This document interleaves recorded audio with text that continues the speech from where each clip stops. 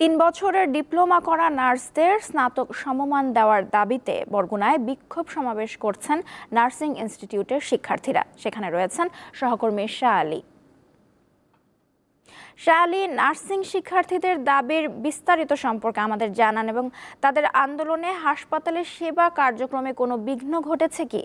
Walton Washing Machine, simplifying life with hassle-free washing.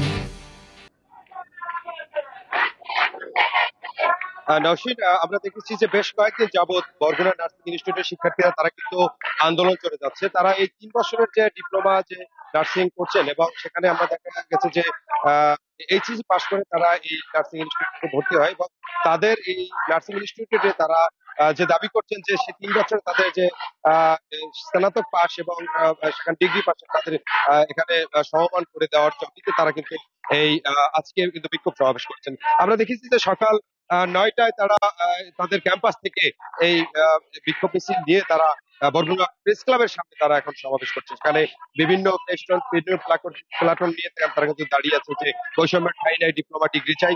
মানে এই যে একটি অবস্থা, এতে কিন্তু রোগীদের যে তারা যে ইন্টার্নিং অনেক ইন্টার্নিং করছেন, রোগীদের সেবা করছেন, সেখানে তারা বলছে যে ৩ বছরের পরেও তারা এখানে কিন্তু ৬ মাস ইন্টার্নিং করছেন এবং সেই ৬ মাসে তারা কিন্তু সাধারণ যে রোগীরা রয়েছে তাদের পাশে থাকছেন।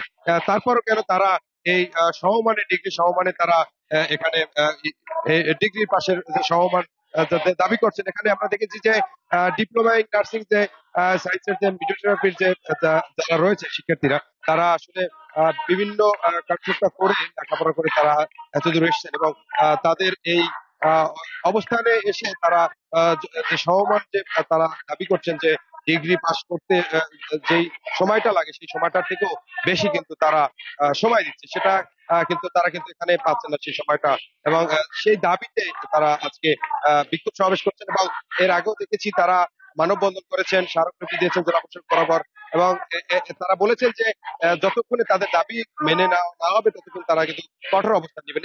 এরপরে কিন্তু তারা আলটিমেটাম দিয়েছে যে কোনো প্রকার রোগীদের সেবা করবেন না, তারা ক্লাসেও যাবেন না, ক্লাস বর্জন করবেন এবং অন্যান্য যেগুলো রয়েছে আন্দোলনে সেগুলো কিন্তু তারা ডাক দেবেন।